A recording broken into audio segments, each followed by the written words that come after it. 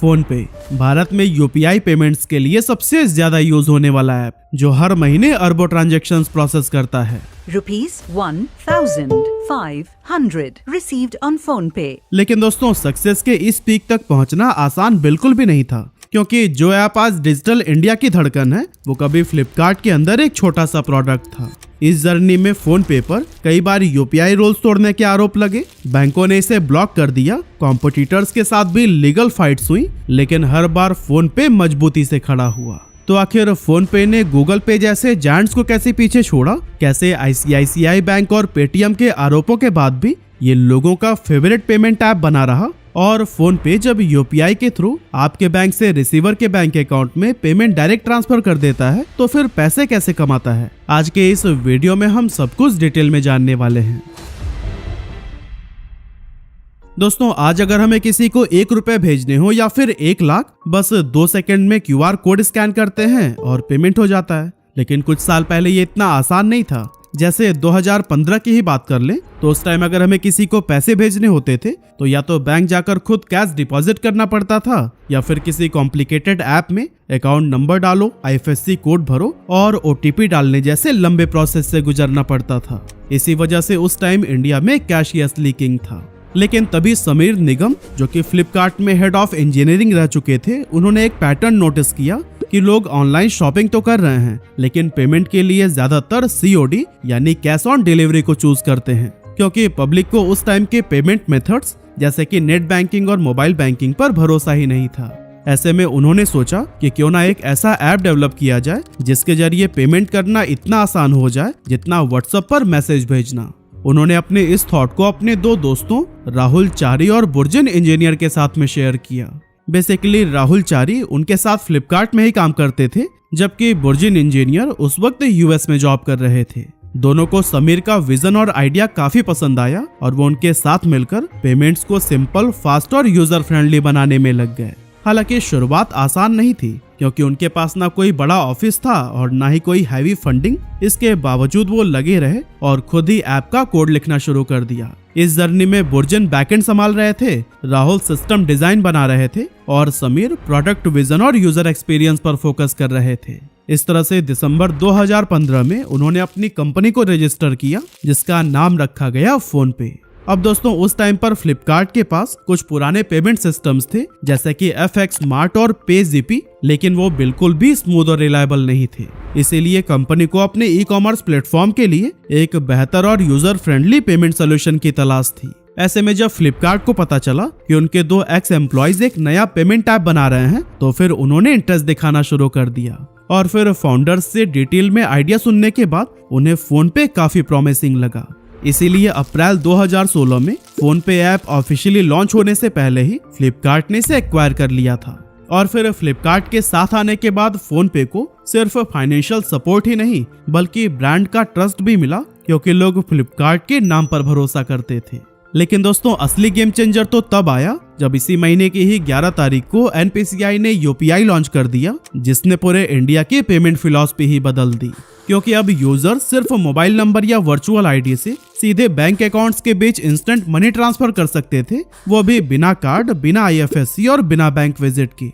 अब दोस्तों, तीनों फाउंडर्स को पहले से ही पता था कि यूपीआई ही इंडिया का फ्यूचर बनने वाला है, और इस पेमेंट सिस्टम को उन्होंने फोन पे पर इंटीग्रेट करने की प्लानिंग भी कर रखी थी। लेकिन अगर आप सोच रहे हैं कि यूपीआई लॉन्च के पहले इन्हें कैसे पता चल गया इस पेमेंट सिस्टम के बारे में, तो दोस्तों आपको क्लियर करते चलें कि एनपीसीआई ने यूपीआई पर काम 2014-15 में ही शुरू कर दिया था, और 2016 में पब्लिक लॉन्च से पहले ही कई सारी कंपनीज को इसके बारे में लिमिटेड इंफॉर्मेशन मिल चुकी थी।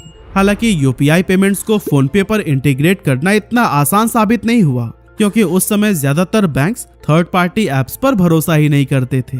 इसीलिए ज्यादातर ने तो साफ कह दिया कि हम किसी बाहरी ऐप को इंटीग्रेट ही नहीं करेंगे।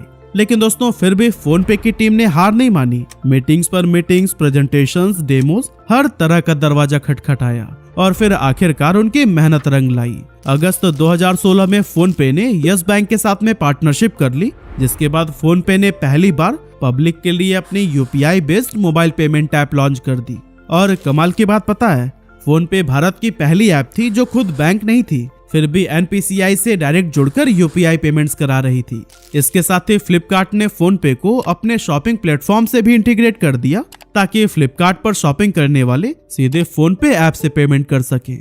इस स्टेप से दोनों को फायदा हुआ। फ्लिपकार्ट को स्मूथ पेमेंट सिस्टम मिल गया और फोन पे को लाखों नए यूजर्स मिल गए। ऐसे में ये पार्टनरशिप दोनों के लिए एक विन विन डील बन गई। फोन पे की वजह से यूजर्स को पहली बार ये फ्रीडम मिली कि वो सिर्फ अपने मोबाइल नंबर या VPA यानी कि वर्चुअल पेमेंट एड्रेस से पैसे भेज सकें, जो कि इंस्टेंट होने के साथ साथ सेफ भी था। लेकिन दोस्तों, किसी को भी नहीं पता था कि कुछ ही महीनों बाद देश एक ऐसा कदम उठाने वाला है जो फोन पे जैसी कंपनीज की किस्मत पूरी तरह से बदल देगा।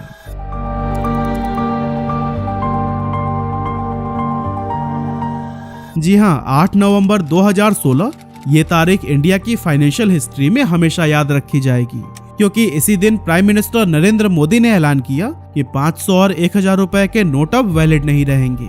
We have decided that the 500 rupee and 1000 rupee currency notes presently in use will no longer be legal tender from midnight to night. ये फैसला लोगों के लिए किसी शौक से कम नहीं था। हर जगह लंबी लंबी लाइनें, कैश की कमी और रोजमर्रा के कैश पेमेंट्स तक ठप पड़ गए। और फिर जब कैश रुका तो फिर डिजिटल पेमेंट्स ने पहली बार असली रफ्तार पकड़ी। फोन पे, जो उस समय एक नया स्टार्टअप था, अचानक से नेशनल स्पॉटलाइट में आ गया। डीमोनेटाइजेशन फोन पे के लिए ब्लेसिंग साबित हुई, क्योंकि करोड़ों लोग जो अभी तक सिर्फ कैश पर डिपेंडेंट थे, वो डिजिटल पेमेंट्स अपनाने को मजबूर हो गए। और इसमें सबसे ज्यादा फायदा मिला फोन पे को, क्योंकि उस टाइम तक ज्यादातर दूसरे पेमेंट्स ऐप वॉलेट मॉडल पर चलते थे, यानी यूजर्स को अपने पैसे पहले वॉलेट में डालने पड़ते थे और तब जाकर वो उसे खर्च कर सकते। लेकिन फोन पे का मॉडल पूरी तरह से अलग था। ये एक प्योर UPI बेस्ड ऐप था, जहां पैसे सीधे बैंक टू बैंक ट्रांसफर होते थे। इसी वजह से फोन पे अपने कॉम्पिटिटर्स जैसे कि पेटीएम से अलग पहचान बनाने में कामयाब हो गया। लेकिन अलग कैसे? असल में पेटीएम की शुरुआत 2010 में ही हुई थी, लेकिन एक वॉलेट के रूप में, और उसने UPI को भी इसके लॉन्च के करीब 1 साल बाद जाकर 2017 में अपनाया था। खैर, फोन पे की तेज ग्रोथ अपने साथ कई सारे चैलेंजेस भी लेकर आई, जैसे कि अचानक लाखों नए यूजर्स ऐप पर आने लगे, जिसका नतीजा ये हुआ कि सर्वर्स ओवरलोड हो गए और ट्रांजैक्शंस फेल होने लगे। ये फोन पे के लिए एक रियल टेस्टिंग टाइम था, और उसे भी पता था कि अगर आज यूजर्स का भरोसा टूट गया ना, तो फिर पूरी ग्रोथ रुक सकती है। इसीलिए फोन पे की टेक टीम ने दिन रात मेहनत की, सर्वर्स को स्केल किया, इंजीनियर्स ने ओवर टाइम लगाया और कस्टमर सपोर्ट बढ़ाया गया ताकि हर इशू जल्दी से जल्दी रिजॉल्व हो सके। इन्हीं सभी एफर्ट से धीरे धीरे सिस्टम स्टेबल हुआ, ट्रांजैक्शन स्मूथ हुए और फोन पे ने यूजर्स का ट्रस्ट जीत लिया। और दोस्तों, यही वो पल था जब फोन पे एक स्टार्टअप से निकलकर इंडियाज लीडिंग फिनटेक रेवोल्यूशन का सिंबल बन चुका था। लेकिन फिर आया जनवरी 2017, जो फोन पे के लिए किसी झटके से कम नहीं था। असल में ICICI बैंक ने अचानक फोन पे के ट्रांजैक्शंस को ब्लॉक कर दिया, क्योंकि बैंक का कहना था कि फोन पे NPCI की सबसे जरूरी गाइडलाइंस को ही तोड़ रहा है। बेसिकली UPI का एक क्लियर रूल है क्रॉस बैंक फ्रीडम, यानी कि हर यूजर किसी भी बैंक का UPI हैंडल किसी भी ऐप पर इस्तेमाल कर सके। लेकिन उस समय फोन पे पूरी तरह से यस बैंक के @YBL हैंडल पर डिपेंडेंट था। फ्लिपकार्ट पर भी UPI पेमेंट सीधे फोन पे प्लस यस बैंक के सेटअप पर ही जाते थे, जिससे दूसरे बैंक्स और दूसरे UPI ऐप्स को मौका ही नहीं मिलता था। ICICI बैंक ने इसे रूल ब्रेक करना माना और NPCI से साफ कह दिया कि जब तक फोन पे अपना सिस्टम ठीक नहीं करता, तब तक के लिए हम इसे ब्लॉक करते हैं। इसके बाद से फोन पे पर पेमेंट्स फेल होने लगे। मार्केट में तो लोगों ने यह तक कहना शुरू कर दिया कि फोन पे अब बंद हो जाएगा, जिससे बहुत सारे दुकानदार पेटीएम पर स्विच करने लगे। बेसिकली फोन पे के लिए यह सबसे मुश्किल वक्त था, लेकिन फिर भी फोन पे की टीम ने नॉन स्टॉप काम किया और आखिरकार फरवरी 2017 तक फिर से अपने सिस्टम को स्टेबलाइज कर लिया। लेकिन दोस्तों, अब फोन पे सिर्फ पेमेंट्स तक सीमित नहीं रहना चाहता था, इसीलिए उसने धीरे धीरे एक कंप्लीट फाइनेंशियल इकोसिस्टम बनाना शुरू कर दिया। कंपनी ने नए फीचर्स और कैटेगरीज जोड़ी, जैसे credit card bill payments, gift cards और हजारों ऑनलाइन और ऑफलाइन मर्चेंट्स को इंटीग्रेट किया गया। अब यूजर्स फोन पे से movie tickets, food delivery, medicine, groceries और ट्रेवल बुकिंग सब कुछ कर सकते थे। इतना ही नहीं, फोन पे ने एक और गेम चेंजिंग इनोवेशन करते हुए दुनिया का सबसे सस्ता POS लॉन्च कर दिया, जिसकी कीमत रखी गई थी सिर्फ 699 रुपए, ताकि भारत के लाखों लोकल शॉपकीपर्स डिजिटल इकोनॉमी से जुड़कर देश को कैशलेस बनाने में अपना योगदान दे सके। 2017 के टाइम में फोन पे इंडिया का फास्टेस्ट ग्रोइंग UPI प्लेटफॉर्म बन चुका था, जहां नवंबर 2017 में इसने हर दिन 1 मिलियन से भी ज्यादा पेमेंट प्रोसेस किए, यानी हर 24 घंटे में ही 100 करोड़ रुपए से ज्यादा का लेन देन। सिर्फ इतना ही नहीं, फोन पे का टोटल पेमेंट वॉल्यूम अब सालाना 40,000 करोड़ रुपए को क्रॉस कर चुका था। इतनी तेज ग्रोथ भारत के डिजिटल पेमेंट्स के इतिहास में पहली बार देखने को मिली थी। इसके अलावा ट्रांजैक्शंस की अगर बात करें तो नवंबर 2017 की तुलना में अगले ही साल 82% की इंक्रीमेंट हुई थी, यानी कि ऑनलाइन शॉपिंग हो, बिल पेमेंट्स हो या फिर दोस्तों को पैसा भेजना, हर जगह फोन पे का यूज बढ़ता चला गया। लेकिन तभी लोगों के मन में ये सवाल भी आने लगा कि आखिर फोन पे पैसे कैसे कमाता है, क्योंकि जब लोग इसका इस्तेमाल करते हैं तो ज्यादातर पेमेंट्स UPI से बैंक टू बैंक ही होती है और ट्रांजैक्शन फी भी नहीं लगती। असल में दोस्तों, फोन पे हर ट्रांजैक्शन से कोई सीधा चार्ज नहीं लेता, क्योंकि UPI की सर्विस यूजर्स के लिए पूरी तरह से फ्री है। लेकिन जब कोई user mobile recharge, DTH recharge या बिजली का बिल भरता है तो फोन पे को हर ट्रांजैक्शन पर एक छोटा सा कमीशन मिलता है। अब ये कमीशन भले ही यूजर से डायरेक्टली न लिया जाए, लेकिन सर्विस प्रोवाइडर्स यानी टेलीकॉम कंपनीज या बिलर्स फोन पे को कमीशन पे करते हैं। इसके अलावा जब यूजर्स फोन पे के जरिए म्यूचुअल फंड्स, इंश्योरेंस पॉलिसीज या डिजिटल गोल्ड में इन्वेस्ट करते हैं तो वहां से भी उसे ब्रोकरेज और डिस्ट्रीब्यूशन कमीशन मिलता है। साथ ही बड़े मर्चेंट्स जैसे स्विगी, जोमेटो, बिग बाजार, मिंत्रा और ओला भी फोन पे के साथ टाई अप करके रखते हैं, और जब यूजर्स इन प्लेटफॉर्म पर भी फोन पे से पेमेंट करते हैं तो फिर फोन पे को वहां से भी ट्रांजैक्शन फी या इंटीग्रेशन फी मिलती है। इसके अलावा दुकानदारों के लिए जो QR based payment system phone पे ने बनाया है, उससे भी कंपनी को फायदा होता है। यानी फोन पे सिर्फ एक पेमेंट ऐप नहीं रह गया था, बल्कि ये एक ऐसा कंप्लीट फाइनेंशियल इकोसिस्टम बन गया था जहां रोजमर्रा के खर्चों से लेकर लॉन्ग टर्म इन्वेस्टमेंट सब कुछ एक ही जगह पर किया जा सकता था। यही वजह थी कि 2017 के एंड तक 5.5 करोड़ से ज्यादा इंडियंस ने इस ऐप को डाउनलोड कर लिया था। लेकिन दोस्तों, जैसे जैसे फोन पे की पॉपुलैरिटी बढ़ रही थी, वैसे ही कंपटीशन भी काफी तेज होता जा रहा था, क्योंकि 17 अगस्त 2017 को गूगल ने अपने पेमेंट ऐप गूगल तेज को लॉन्च कर दिया था, जो कि बाद में गूगल पे बना। अब गूगल के पास सबसे ज्यादा रिसोर्सेज, ट्रस्ट और ब्रांड वैल्यू थी, जिससे मार्केट में एक नई रेस शुरू हो गई। गूगल ने कैशबैक देकर यूजर्स को अट्रैक्ट करने की कोशिश की, वहीं पेटीएम पहले से ही मार्केट में स्ट्रॉन्ग होल्ड रखता था। उसके पास बड़ा यूजर बेस, कैशबैक ऑफर्स और वॉलेट सिस्टम का एडवांटेज था। ऐसे में फोन पे को दोनों तरफ से टफ चैलेंज मिल रहा था। लेकिन इस दौरान फोन पे की टीम ने इनोवेशन, यूजर ट्रस्ट और पार्टनरशिप पर फोकस किया। हर महीने नए फीचर्स लाए, यूजर्स को ऑफर और रिवॉर्ड्स दिए, साथ ही तेजी से छोटे शहरों और दुकानों तक अपनी पहुंच बढ़ाई। इसके लिए कई सारे बेहतरीन एड कैंपेन चलाए गए, जिनमें लोगों को UPI और डिजिटल पेमेंट से जोड़ने पर जोर दिया गया। साथ ही लोगों को ये बताने पर फोकस किया गया कि फोन पे से पैसे भेजना, बिल भरना, शॉपिंग, परिवार या दोस्तों के बीच छोटे मोटे रोजमर्रा के लेन देन करना कितना आसान और सुरक्षित है। इन एड्स ने डिजिटल पेमेंट को पहली बार आम लोगों की जिंदगी का हिस्सा बनाया, जिससे फोन पे धीरे धीरे हर घर तक पहुंच गया। लेकिन फिर आया साल 2020, जो सिर्फ भारत ही नहीं बल्कि पूरी दुनिया के लिए चुनौती भरा समय था, क्योंकि इसी साल कोविड-19 पैंडेमिक ने कहर ढाया, जिसने लोगों का रूटीन, काम करने का तरीका और पैसे का लेन देन सब कुछ बदल दिया।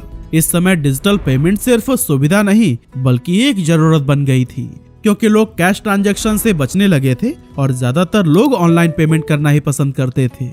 फोन पे ने भी इस मौके को सही तरह से समझा और कॉन्टैक्टलेस पेमेंट्स और स्कैन एंड पे सेव जैसे कैंपेन शुरू किए।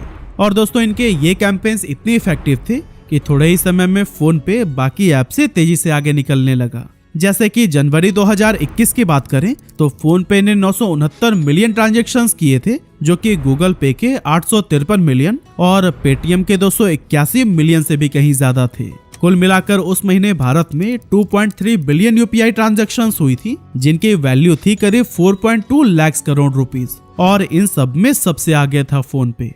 लेकिन अगले ही साल यानी 2022 में एक ऐसा केस सामने आया जिससे फोन पे और पेटीएम के बीच एक लीगल फाइट शुरू हो गई। एक्चुअली फोन पे ने कंप्लेन रजिस्टर कराई कि पेटीएम के कुछ एम्प्लॉयज उनके QR कोड्स को आग लगा रहे थे। अब जब जांच हुई तो इस आरोप में 3 पेटीएम एम्प्लॉइज पकड़े गए, एक एरिया सेल्स मैनेजर और 2 ऐसे लोग थे जो कि फोन पे में पहले ही काम कर चुके थे। और दोस्तों ये घटना दिखाती है कि यूपीआई मार्केट कितना ज्यादा कॉम्पिटिटिव हो चुका था। लेकिन फिर इसी बीच फोन पे की कहानी में एक बड़ा मोड़ आया। शुरुआत में फोन पे फ्लिपकार्ट के अंदर एक छोटा सा प्रोडक्ट था, लेकिन समय के साथ ये सिर्फ एक पेमेंट ऐप नहीं रहा, बल्कि insurance, mutual funds, recharge, bill, gold और लोन, मतलब एक पूरा फाइनेंशियल सर्विस प्लेटफॉर्म बन गया। जहां प्रॉब्लम ये थी कि हर फाइनेंशियल सर्विसेज के लिए अलग अलग अथॉरिटीज जैसे कि आरबीआई, IRDAI, सेबी और NPCI से अप्रूवल चाहिए होते थे। और अगर फोन पे फ्लिपकार्ट के नाम से चलता रहता तो हर अप्रूवल को फ्लिपकार्ट के कॉम्प्लेक्स स्ट्रक्चर से गुजरना पड़ता, जिससे प्रोसेस बहुत स्लो हो जाता। इसीलिए दिसंबर 2022 में फोन पे ने फ्लिपकार्ट से ऑफिशियली अलग होने का फैसला कर लिया। ये वो समय था जब गूगल पे और फोन पे मिलकर भारत के 80% से भी ज्यादा यूपीआई ट्रांजैक्शन संभाल रहे थे। यानी कि हर 10 डिजिटल पेमेंट्स में से 8 तो सिर्फ इन्हीं 2 ही ऐप्स से होते थे।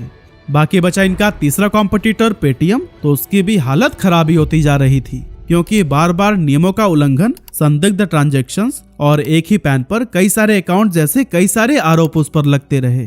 यहाँ तक कि मनी लॉन्ड्रिंग के शक पर NPCI ने इन्वेस्टिगेशन शुरू की और पेटीएम पर नए यूजर्स ऑनबोर्ड करने पर रोक लगा दी, जिसका सीधा असर पड़ा इनके मार्केट शेयर पर, क्योंकि अप्रैल 2023 में पेटीएम के यूपीआई ट्रांजैक्शंस का जो मार्केट शेयर 13.3% था, वो दिसंबर 2024 तक घटकर सिर्फ 6.88% रह गया। हाँ, अक्टूबर 2024 में NPCI ने पेटीएम को फिर से नए यूजर्स को ऑनबोर्ड करने की परमिशन तो दे दी थी, लेकिन अब तक बहुत देर हो चुकी थी, क्योंकि इसी दौरान फोन पे ने एग्रेसिव एक्सपेंशन और स्मूथ यूजर एक्सपीरियंस के दम पर यूपीआई मार्केट में मोनोपोली क्रिएट कर ली थी। आज फोन पे का मार्केट शेयर 45.8% है, यानी कि आधे से ज्यादा यूपीआई पेमेंट्स इसी ऐप पर ही होती है। साथ ही NPCI के अकॉर्डिंग अगस्त 2025 में फोन पे ने लगभग 9.15 बिलियन यूपीआई ट्रांजैक्शंस प्रोसेस की, जिनकी टोटल वैल्यू थी करीब 11.99 लाख करोड़ रुपीस। और दोस्तों ये डेटा दिखाते हैं कि आज छोटे कस्बों से लेकर बड़े शहरों तक हर जगह लोग फोन पे का यूज सबसे ज्यादा कर रहे हैं। इसीलिए यह कहना भी गलत नहीं होगा कि फोन पे अब सिर्फ एक मोबाइल ऐप नहीं, बल्कि भारत की डिजिटल इकोनॉमी का दिल बन चुका है। वैसे यूपीआई पेमेंट्स के लिए आप किस ऐप का यूज करते हैं, हमें कमेंट करके जरूर बताइएगा।